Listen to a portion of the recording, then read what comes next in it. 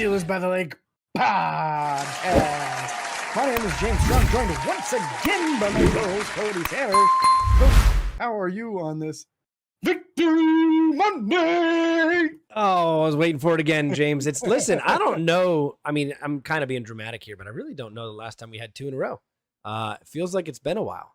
And I'm sure we had a few last year, but just the way that last year panned out, it doesn't feel like it's actually happened recently. So I'm doing all right. It is a Victory Monday. Hard to be bad on a Victory Monday. But James, how are you doing? Man, I'm doing pretty good. Got my first round of physical therapy in on the shoulder today. So there you go. Nothing but stretching. Stretch me until it falls off, Doc. Yeah. That's the way we're going. When does it start hurting? Keep going. That's the goal right now. So we'll get the range of motion and then work on strengthening later. There you go. Yeah, I don't miss physical therapy at all. I had to do that for my knee in high school, and I hated every second of it. But it's worth it. It's good. It's good to do, and happy you are on the road to recovery. And we got a Steelers dub. James, we're going to talk Steelers football. Before we do that, there's a few roster things, inactives, Skoranek things happening. You know what I'm saying? So yeah, look at you, like a regular pronunciation superstar. Ben Skoranek. That's it. And that's where we're starting. Ben Skoranek elevated to the game day roster once again. This is 2 weeks in a row. Turns out it was a really good move to elevate him. Yeah, they might have a difficult decision with this guy after he's out of elevations, Cody, because he's been playing real well on special teams. Yeah, real good gunner. Or was he playing gunner, or did I see him on a kickoff? It might have been a kickoff. He did both. Okay. He did gunner work and kickoff work, man, and some clutch work at that. Yeah, great job for him. Tyler Medikevich, too. We'll talk about that here in a little bit. Mm-hmm. Inactives for the game, Russell Wilson. He did dress. If you're confused at what that means, it is because he is the emergency quarterback if something happens to both Kyle Allen and Justin Fields. That's why he still dresses, even though he is inactive. You learn new things every day. Isaac Seumalo inactive, Roman Wilson inactive, again, Dean Lowry, Jalen Elliott, and Terrell Edmonds. Good, keep him there, please. Okay. You're so mean. I can't. I don't want him back. I don't. But with that being said, that's all the pregame news. We're gonna talk Pittsburgh Steelers at Denver Broncos in the Mile High City. And James, we obviously do our positional breakdowns, but before we even get to that point, this was a game that again was supposed to be a revenge game. Oh, you're gonna do it. Here we go. Go for it. I mean, it's happening. Yeah, but keep talking. This was supposed to be a game that was a revenge game for Russell Wilson. Obviously didn't play still. The question going into this for everybody is Pittsburgh going to win off of a defensive stand? Is Pittsburgh's offense going to put up more points? And is Justin Fields going to turn the ball over or not? Those are like the big main questions going into this. And I feel like we kind of have answers to all of them, which is very, very good and very exciting. So let's talk Steelers Broncos. Let's talk it, man. You're excited. So am I. Russ Wilson, after that game, he said this. Yeah, he cracked some cold ones for sure. Happy to see revenge against the Denver Broncos. No doubt about that. Again, just an energy drink. I'm not drinking a beer at 10:50 in the morning on a Monday. It wouldn't be the first time he had, but it's just not his lifestyle choices anymore, to clarify. It's tailgating and only on tailgating. That's true. I'm craving some tailgating right now. But let's talk, go over the rosters real quick. Justin Fields, I thought, had a noticeable step up game compared to last game. He threw a lot more balls downfield. He felt a lot more comfortable. I thought his pocket presence was phenomenal, and when he chose to scramble and run for yards or even just extend the play were all very, very impressive and mature, and honestly just didn't expect to see that. The whole thing in preseason and going into the season was, does Russell Wilson still hold on to the ball too long? Yes, he does. He takes sacks. He throws bad balls. All this. I've seen drastic improvement in just 2 weeks from him. Yeah, so Justin Fields really putting a nice first half together in this game. Yep. I almost felt like it was two completely different players in the first half than the second half. Fair. The second half really got a little bit sloppy on him. We saw another time where a ball was snapped to him and he appeared to not be ready for it, although the entire offensive line moved at the same time on the snap of the ball. So this led me to believe this was probably a Justin Fields mistake, not a Zach Frazier mistake. But yeah, in the first half, he was decisive. He was accurate. He was using the middle of the field, which we didn't see happen at all in the first game. Nope. And some good ball distribution, right? Getting everybody involved, including a tight end that we've been screaming to get involved in this offense. So I really, really liked what I saw in the first half. The second half concerned me a little bit. He got rattled and he started missing his reads. There was a third down where he went over the middle and he missed Pat Fryermuth on the right in the flat where he was wide open. Nobody went with him. There was another play where he kind of forced it over the middle to Calvin Austin the third, and George Pickens was to the left of him and was pretty open. And some of the receivers were getting a little bit irritated in the second half with being open, but the ball not being thrown to them, but being kind of forced to someone else. So I feel like he got a little rattled in the second half. If he can put it all together, there are signs of things going in the right direction here, including getting a first touchdown pass of the season on a very nice throw on an out pattern to the mammoth tight end Darnell Washington, right? Well-placed ball where it was going to be a touchdown or it was going to be incomplete. And Darnell has very nice hands and a great ability to keep that second foot in bounds. And that was a difficult thing for him to do. They're really tight roping that sideline there. And you could even say is decent of a game. I'm not going to say it was a great game. It was a okay to decent game to me. If you take away some of the penalties and then put it on here, I mean, we're talking about a 51-yard completion to George Pickens that was reversed because of a holding call on Broderick Jones.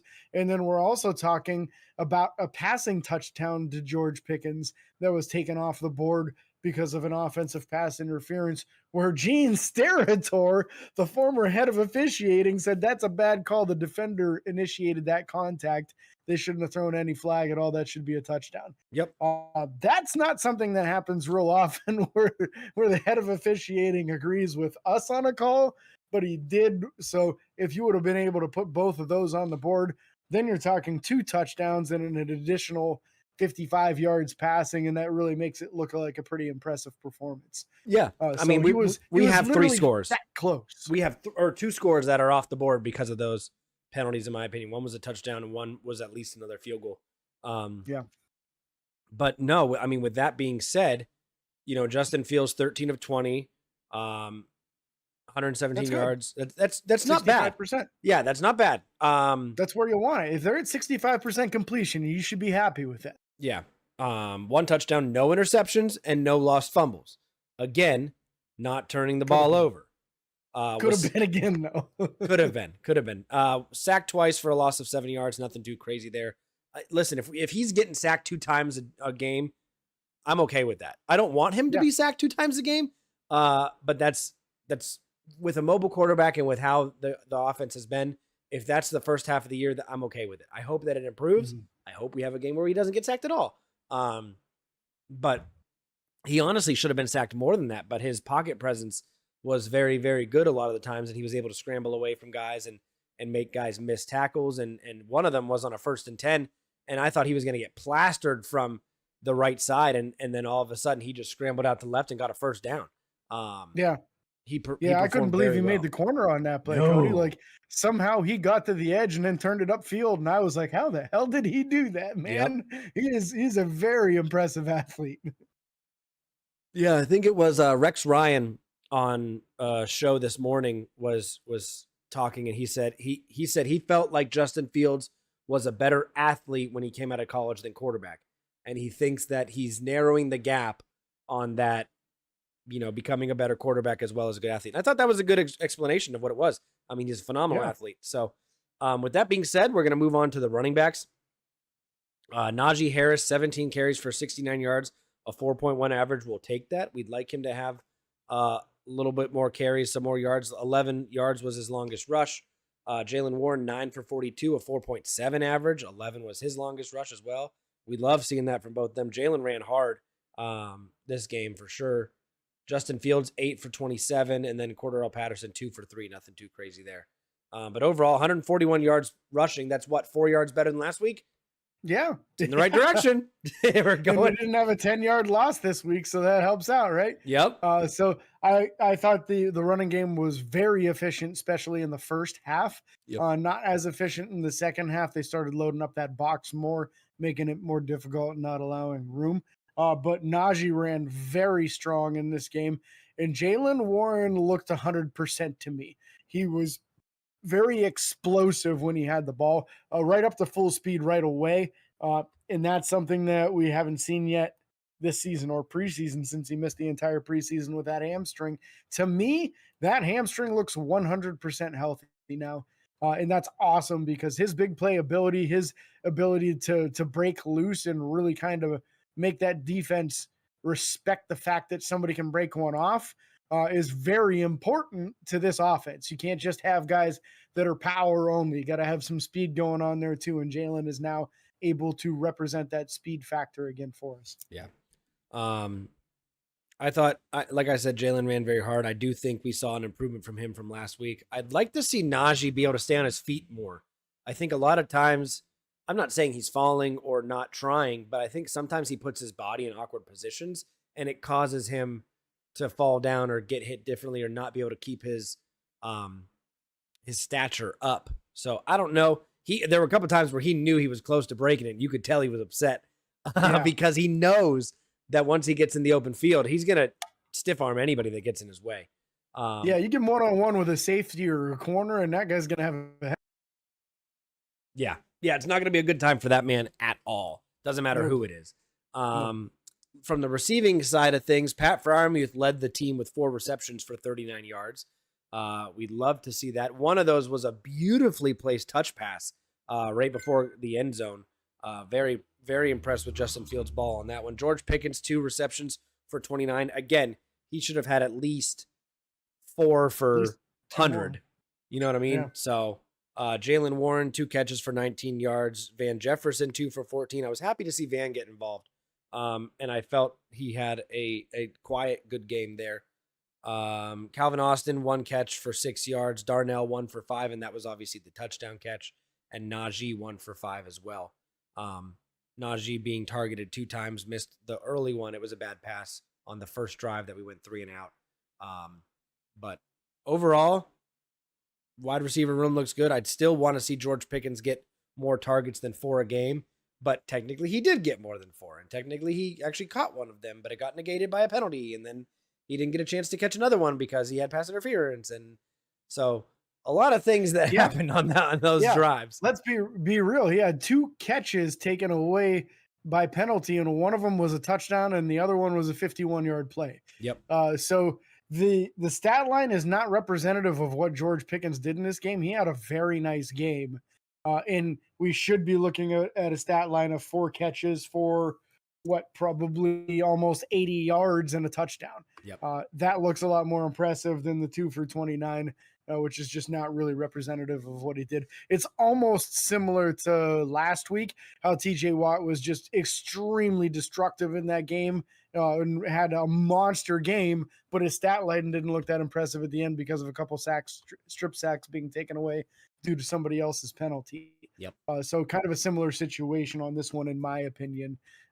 Very noteworthy once again. This is something we talked about a lot early in Pat Freiermuth's career. Every pass thrown his way so far this season has been a completion.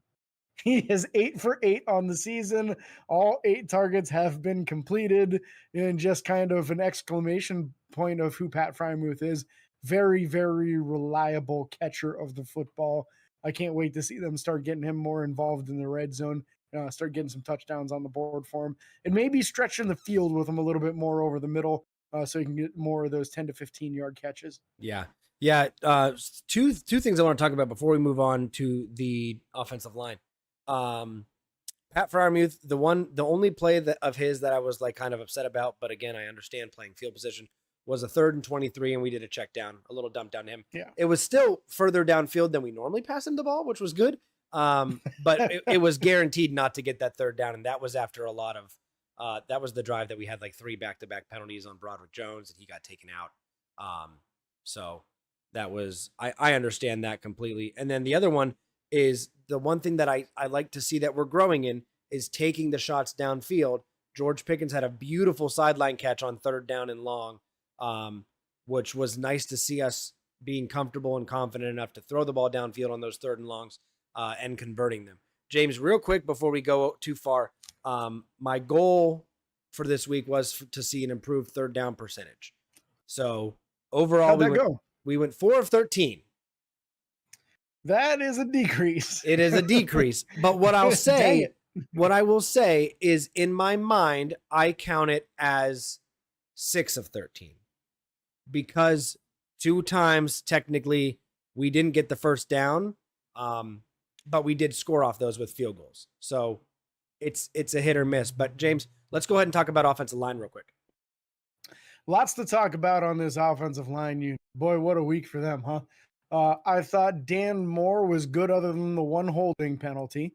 So that was a bad mark for Dan, but otherwise I thought he held up pretty well. The interior 3, I thought, had a pretty nice game. Again, Spencer Anderson looking the part. Also, Zach Frazier having a pretty dominant performance, pancaking people left and right. His first week, he registered 6 or 7 pancakes.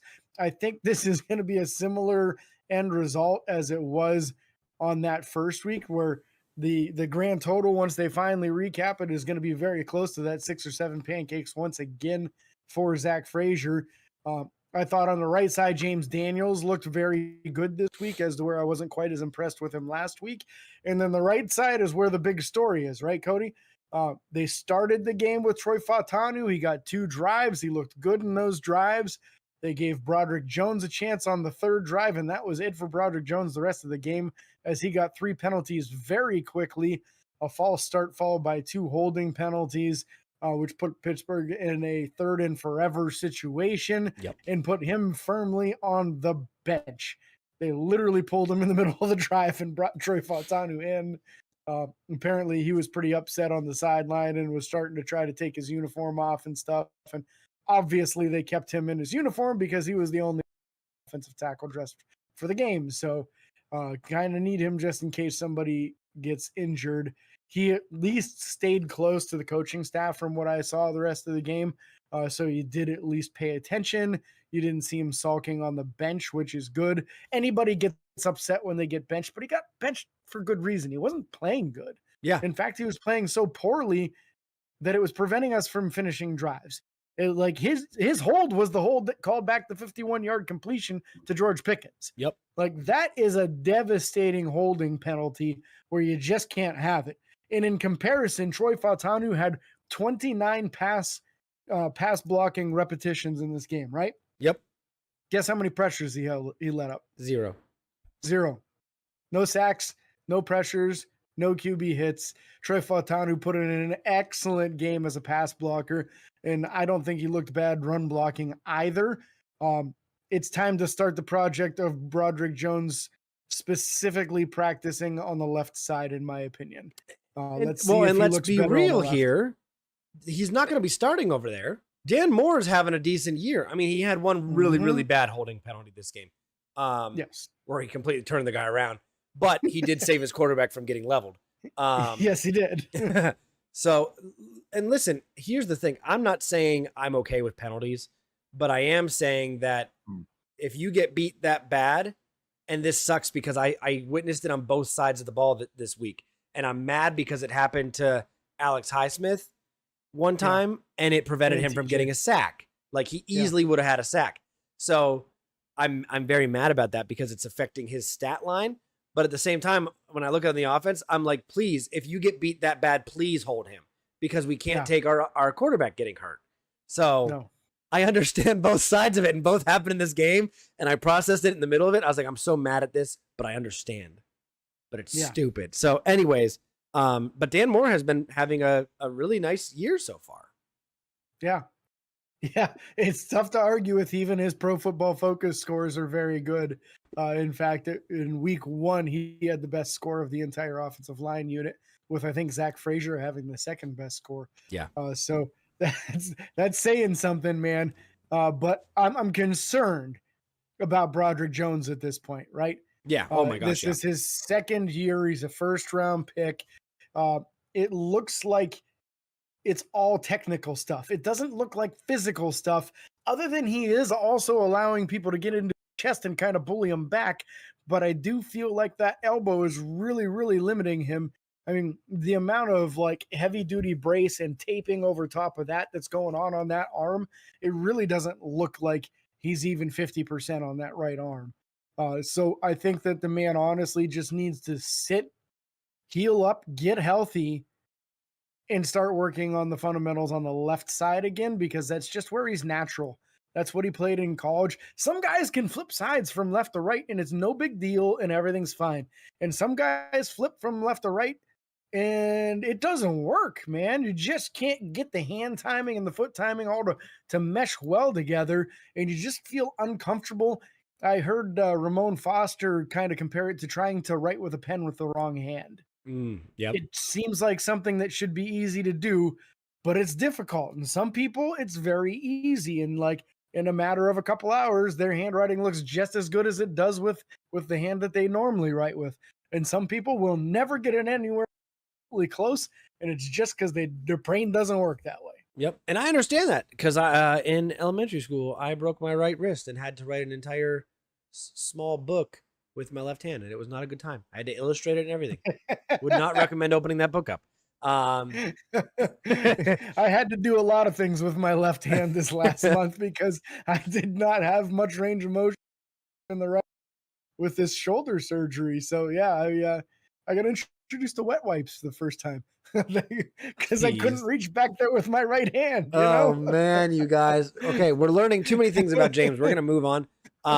Let's talk about the defensive side of the ball real quick. Defensive line specifically, I thought Cam Hayward again was disruptive. I missed it last week because I just felt like I wasn't watching for him. This week I was, because he is quietly disruptive. He is making plays and you kind of don't realize it, which is unfortunate for him.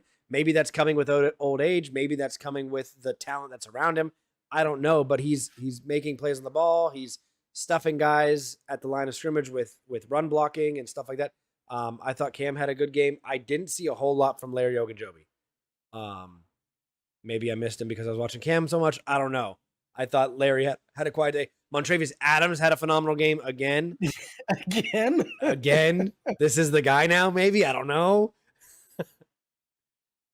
Gotta make you wonder, right? Yeah. It's kind of crazy going into this season. I was like, man, I really wanted them to do something to improve this room. So I really hope Dean Lowry can be that guy to be that second wave with Keanu Benton. Yep. Well, Dean Lowry hasn't dressed the first 2 games because we've got Isaiah Loudermilk on kick coverage unit half the time. And the same with the Marvin Leal also on kick coverage unit. So Loudermilk's getting a lot more playing time. He's making some impact. He got a pass deflection this week. Yep. He's looking a lot more disruptive as a pass rusher. Montravius Adams is looking disruptive as both a run stopper and a pass rusher. It's really like this guy just, sometimes there are players in the NFL that the first 3, 4, 5 years of their season, they're still developing and they're still unlocking what they can actually do. Yep. I mean, James Harrison is a great example of that. He had like 5 years as a back of the roster guy or a practice squad player before he finally got a chance to start at 29 years old.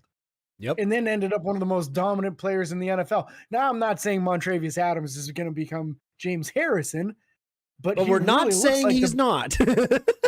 He looks like the best version of himself right now. I mean, another one I remember, I don't know if you remember him, Cody, more of an even parallel to this, Steve McClendon.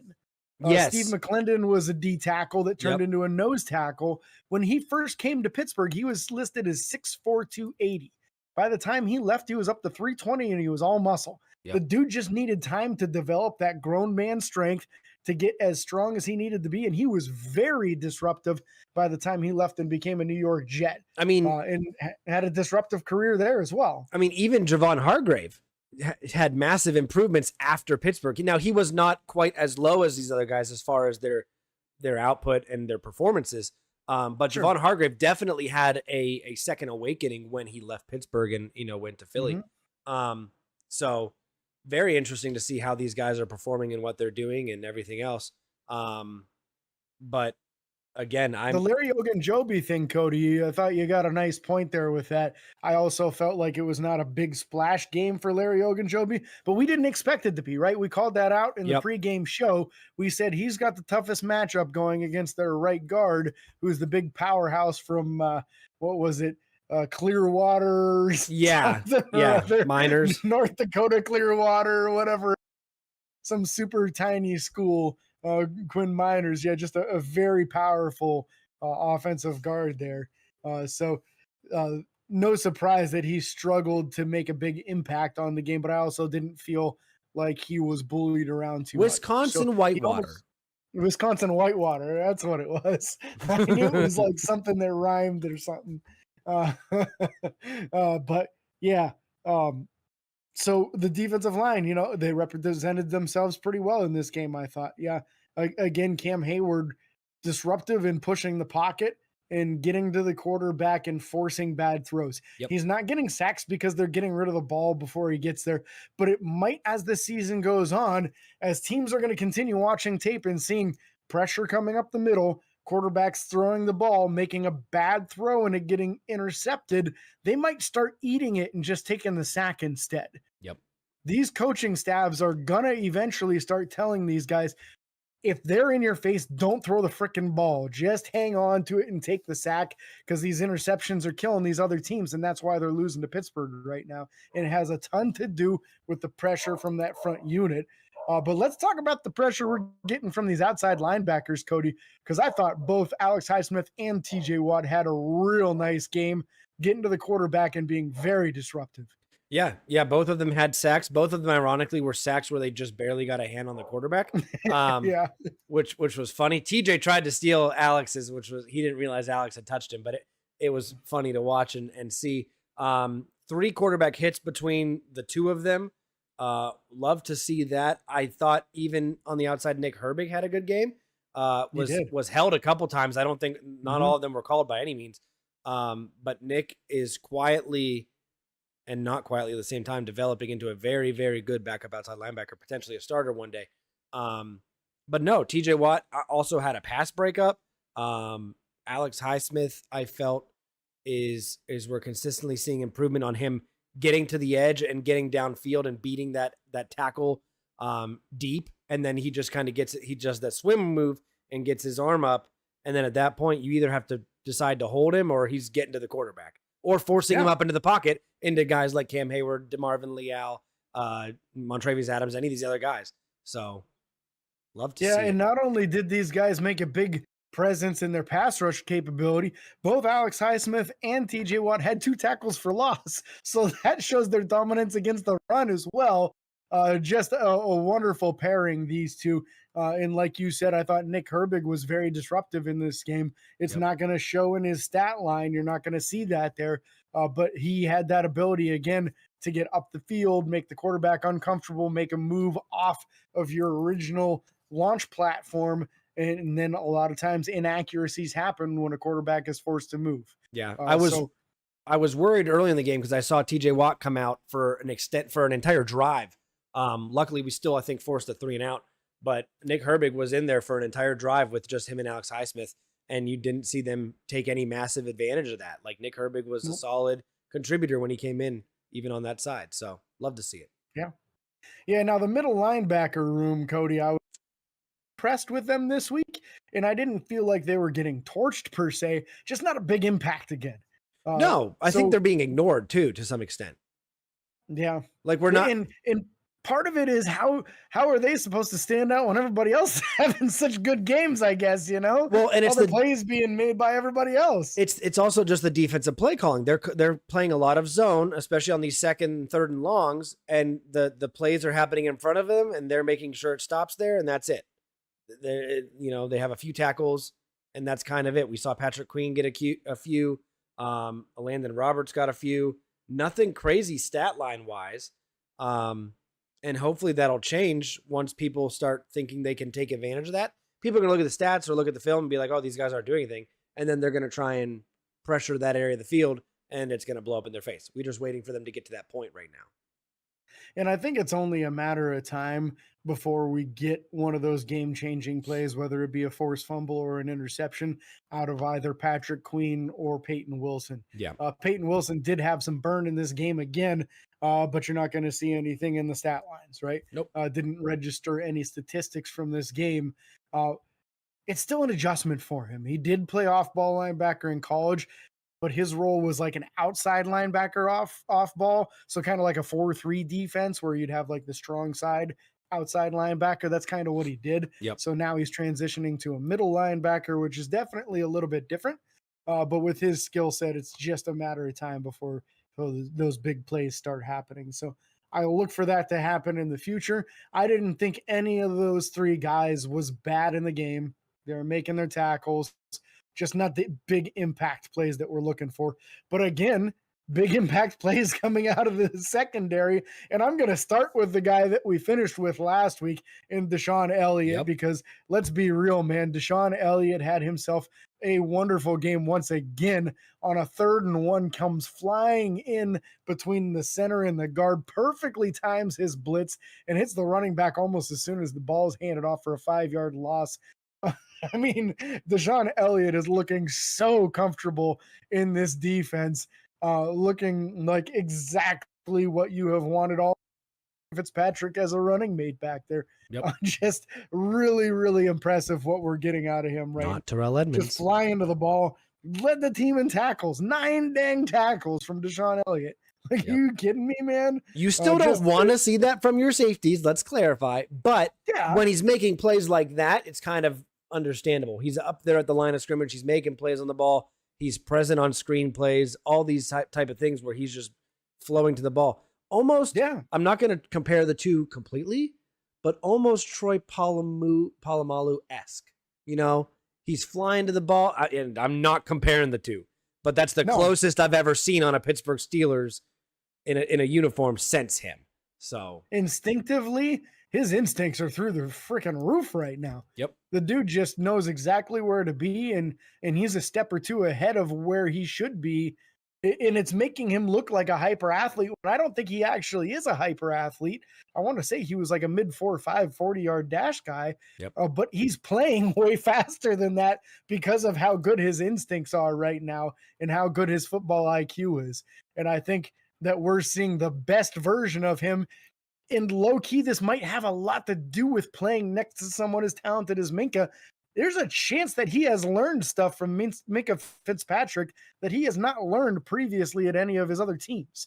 That might be contributing as to why he is playing so well. Obviously, his own natural talent is very good, but we're seeing a side of him that I don't think any other team has seen before. 4.58 40. Yeah, that's not a lightning fast dude. He don't play 4.58 on that field. Nope. He plays way faster than that. Nope. And so we love to see it. Transitioning to the other side of the safety room, Minkah Fitzpatrick, I thought, had a decent game, some big hits, nothing crazy, no pass deflections, no interceptions, no forced fumbles, nothing crazy like that.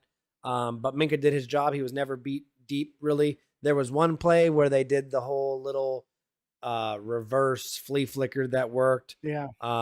Luckily, we'll get to the guy that saved that drive here in a moment. But other than that, I thought Minkah made the tackle on that play. Minkah did make the tackle. There were 3 guys there. Minkah made the tackle. Yeah, the other 2 misplayed the ball in the air and then misplayed the guy once he made the catch, and Minkah was there to clean it up for him. Moving to the cornerback room, I thought Joey Porter had a good game again. Only one pass breakup for him. Beanie Bishop came in and got some stuff.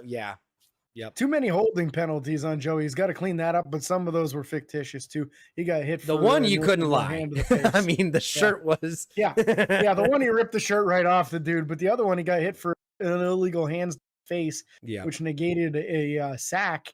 And he didn't even touch the guy's face. So that was just an erroneous call right there, unfortunately. But he does have to clean that up. He can't have so many penalties.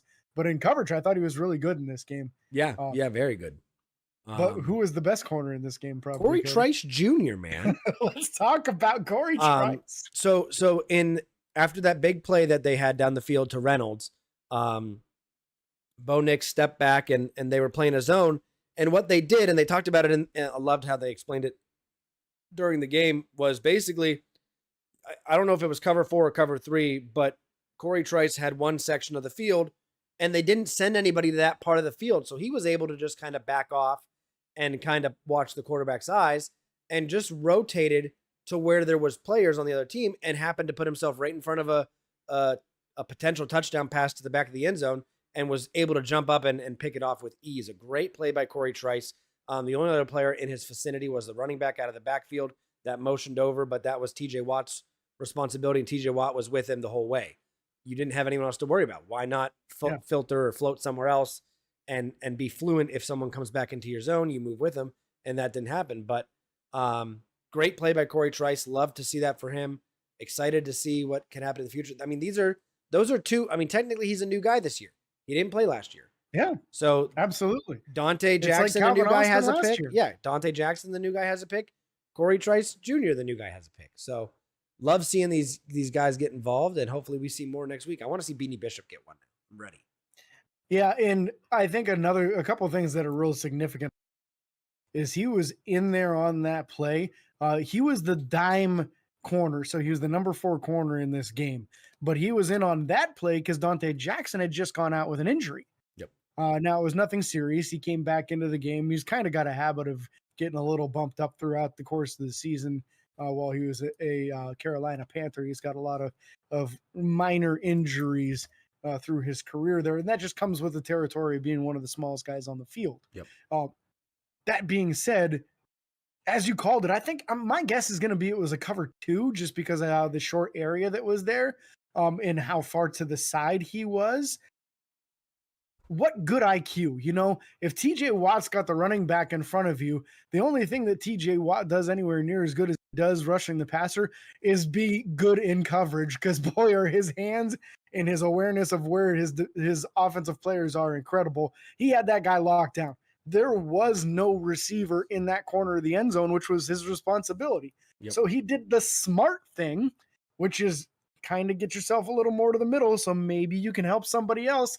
And that QB did not see him coming, man. Nope. The wide receiver was coming from the other direction, and just a beautiful, beautiful interception. And it's a huge IQ play.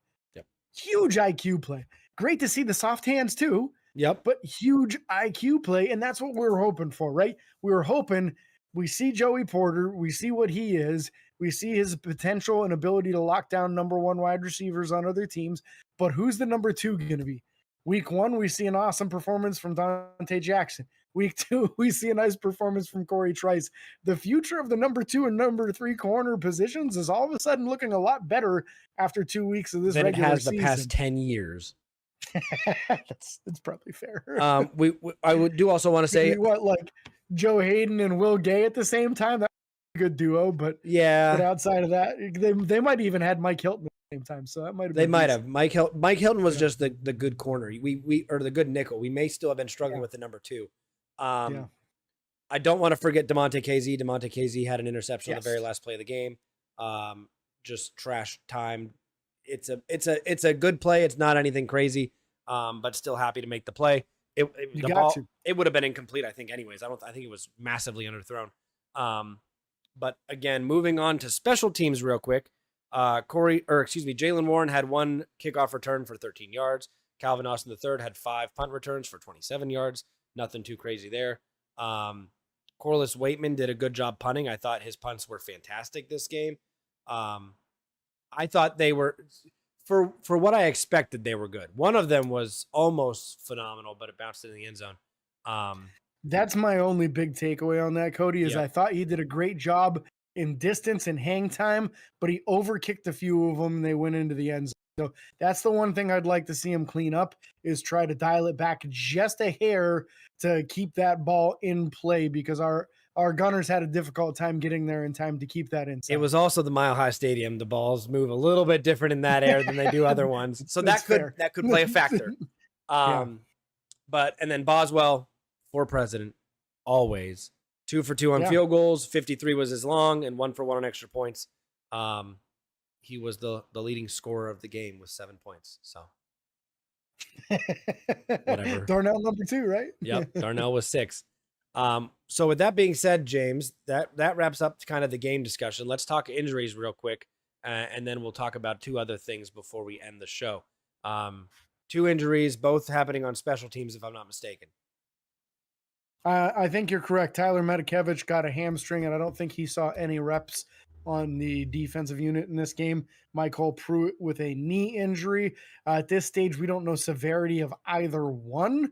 Look for Coach Tomlin to give a little bit of insight in tomorrow's press conference on that.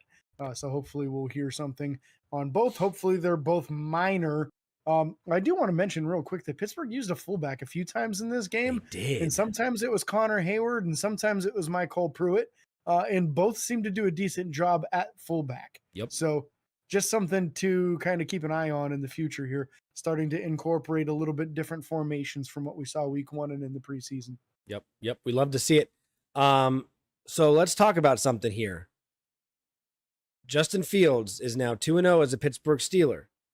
Mm-hmm. A couple teams are going down with quarterback injuries. Is Russell Wilson on the verge of being expendable? Is Russell Wilson on the verge of being a trade target? Could Pittsburgh shore up that offensive line or get another offensive weapon to help Justin Fields move the ball downfield? Is this something that you think is actually possible, or is this just NFL being NFL, people talking about what they're talking about? I want your input. I have my input, but I want to hear what you want to think. I think if Pittsburgh were to attempt to trade Russell Wilson, it would be very, very foolish, because I don't think you would get much for him. I think you're way better off making a decision between these two guys. Hopefully you can see a good representation from both Russell Wilson and Justin Fields. You take your pick in the end of the season and move forward with one of those two. Hopefully the other one gets a big contract and you can receive a 3rd round compensatory pick for them going somewhere else in free agency. But I think personally, if you were to trade him right now, you're not going to get anything for him. Mm-hmm. You're going to get a 5th or 6th round pick at best. You're going to get a back of the roster player at wide receiver. Nobody's going to give you a number 2 for a guy that hasn't had a great season in 3 or 4 years at quarterback. Most teams assume he's washed. I mean, to be fair, his former head coach is known as one of the best quarterback coaches in the league and gave up on him before the season was over last year. Yep. That's a bad look for him. So I don't think there's enough value in attempting to trade him. Plus, I would have a very large concern on the drop-off of quality from Russell Wilson to Kyle Allen. Yep. What if something happens? I mean, bad luck happens. What if, I don't want this to happen, knock on wood if you got it around you. 2 different things that are wooden. If you trade him and then the next week Justin Fields goes down and now you got to start Kyle Allen the rest of the way. Yep. That's a nightmare, man. The way this team is playing right now, they could get into the playoffs. They might even be able to make some noise in the playoffs.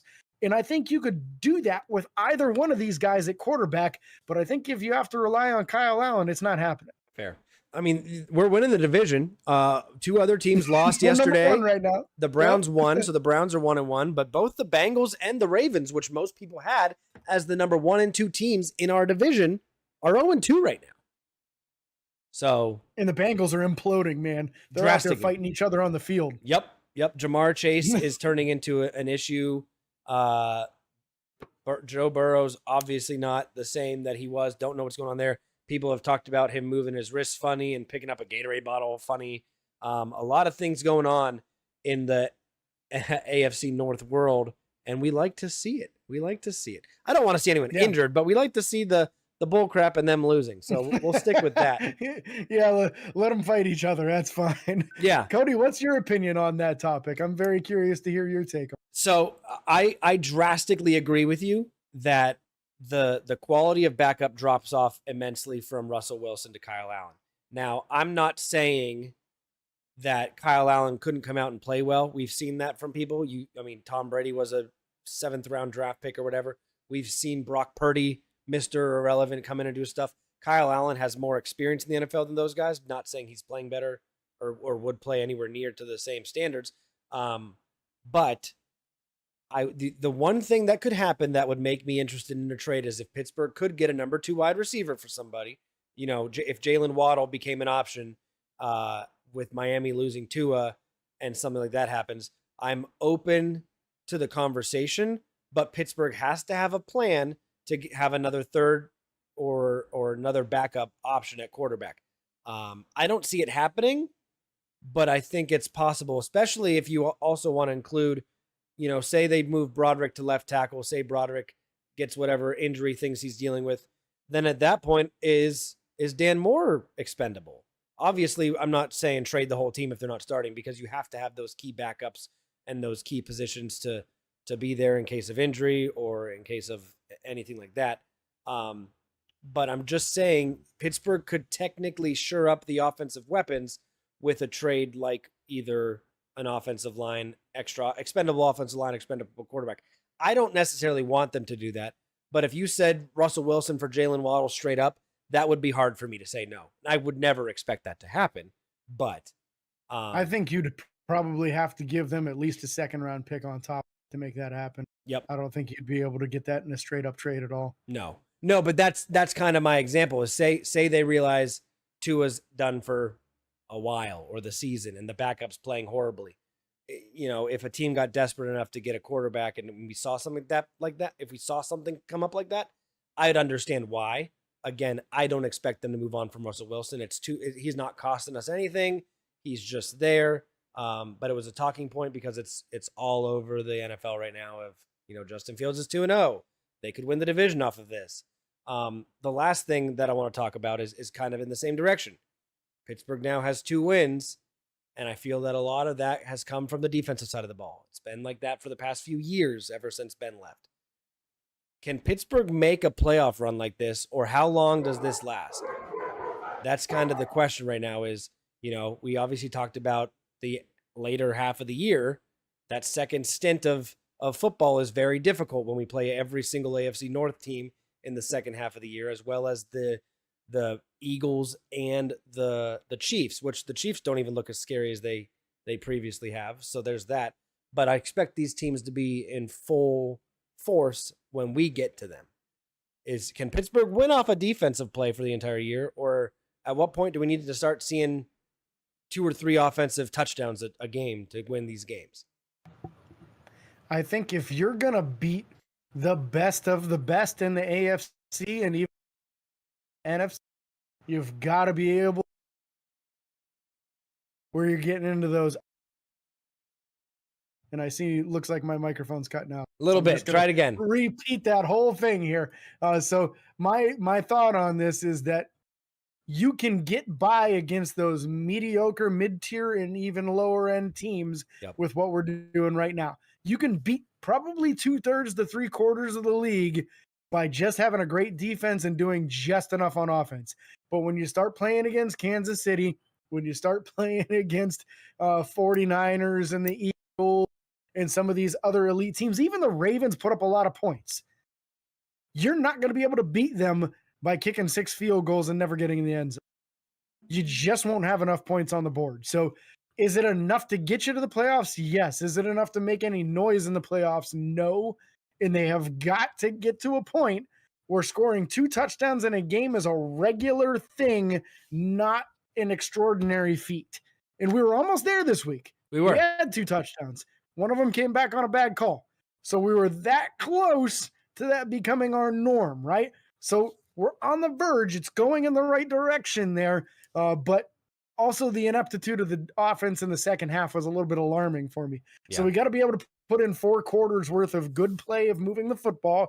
And we've got to start to be accustomed to finishing a drive with a touchdown, where it's not, holy crap, we got a touchdown. That shouldn't be a thing. We should be excited about a touchdown, but it shouldn't seem like it's somebody's 16th birthday party or they just hit the lottery. Yeah. You know? Yeah. We want to be like, we have the talent for it on the offense, and we want to be like the freaking Saints who have scored on their first 15 drives this season before having to unfortunately punt. But hopefully we see some improvement. James, I'm right there with you. I think this defense has the ability to lead us to an AFC North title.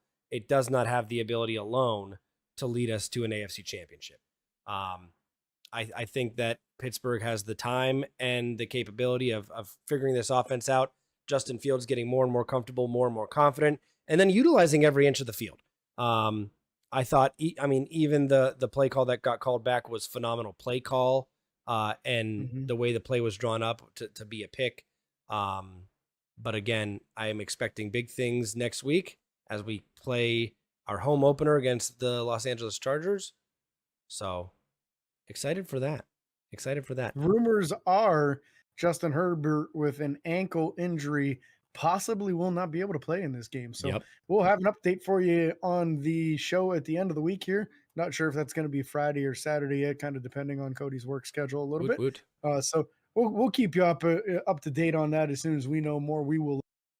So look for updates on Facebook and Twitter. We're going to kind of tease the show so that you guys have a better idea as to when we're going to release those. Yeah, and we are really trying to grow the show this year, guys. We appreciate all the love and support we get from you guys. If you can like and share the content on all of our social media pages, we greatly appreciate that. Again, share your thoughts on the game with us on social media. We'd love to talk about your thoughts. A good buddy of ours, Nick, we'd like to talk about his things all the time and things he's sharing with us. Hopefully get him back on the show again soon. But again, we can't thank you guys enough for all the support. Remember to like and follow on Facebook, Twitter, Instagram, TikTok, and YouTube. Subscribe, ring the bell. It's free. Don't cost you a thing. Don't forget the 5-star reviews on Apple Podcasts. Make James here very happy. And until next time, this is your host, James and Cody, signing off. Peace.